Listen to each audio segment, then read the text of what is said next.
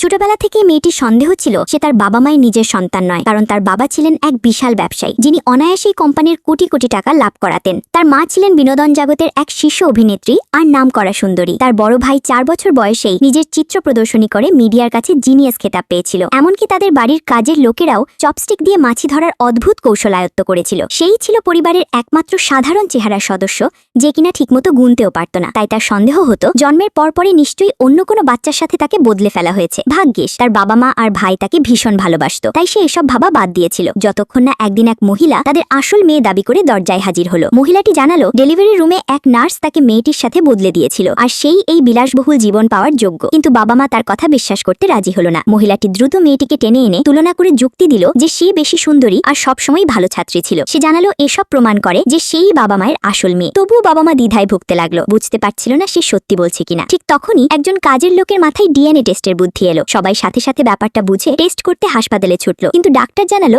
ফলাফল আসতে 1 মাস সময় লাগবে। এই অপেক্ষার সময়ে মহিলাটি পরিবারের সাথে সম্পর্ক গড়তে তাদের বাড়িতে ওঠার প্রস্তাব দিল। বাবা মা মানা করলো না আর কাজের লোককে তার জন্য একটা ঘর গোছাতে বলল। মহিলাটি মহা খুশি হলো। সে নিশ্চিত ছিল সবাই তাকে বেশি ভালোবাসবে আর টেস্টের ফলাফল এলে মেয়েটিকে তাড়িয়ে দেবে। মেয়েটি তাকে ভালোবেসেই সতর্ক করলো যেন সে এই পরিবারকে সাধারণ যুক্তি দিয়ে বিচার না করে। কিন্তু মহিলাটি ভাবলো মেয়েটি পরিবারের ভালোবাসা হারানোর ভয়ে আছে, তাই সে সতর্ক বার্তা পুরোপুরি এড়িয়ে গেল। ঠিক তখনই কাজের লোক মেয়েটির পোষা কুকুরের জন্য নতুন খাবার আনলো। মহিলাটির সাথে সাথে তা ছিনিয়ে নিয়ে ঘোষণা করলো সে কুকুর থেকে শুরু করে পরিবারের সবকিছুর সাথেই পরিচিত হবে। মেয়েটি আর কাজের লোক তাকে থামানোর অনেক চেষ্টা করলো, কিন্তু সে নিজেই কুকুরকে খাওয়াতে জেদ ধরল। কুকুরটিকে দেখা মাত্রই সে ভয়ে জমে গেল আর কুকুরটি তাকে তাড়া করে কামড়ে দিল। এই বিপদের মুহূর্তে মেয়েটি এগিয়ে এসে তাকে বাঁচালো। তবুও সে ভাবলো মেয়েটি ইচ্ছে করেই কুকুরটিকে তাকে আক্রমণ করার নির্দেশ দিয়েছে। মেয়েটি কিছু বোঝানোর আগেই মহিলাটি হঠাৎ দেখলো তার কামড়ানো নিতম্ব থেকে রক্ত ঝরছে আর সে সেখানেই অজ্ঞান হয়ে গেল। মেয়েটি আর কাজের লোক দ্রুত তাকে জলাতঙ্কের টিকা দিতে হাসপাতালে নিয়ে ছুটল। ইঞ্জেকশনের মোটা সুচ তাকে অসহ্য যন্ত্রণা দিল। বাড়ি ফেরার পর মা মেয়েটিকে একটা নতুন পোশাক পরে দেখতে বলল, কিন্তু মেয়েটি মানা করলো। মহিলাটি ভাবলো মায়ের কাছাকাছি যাওয়ার এটাই সেরা সুযোগ, তাই সে সাথে সাথে নিজেই সেটা পড়তে চাইল। মা খুব খুশি হয়ে বলল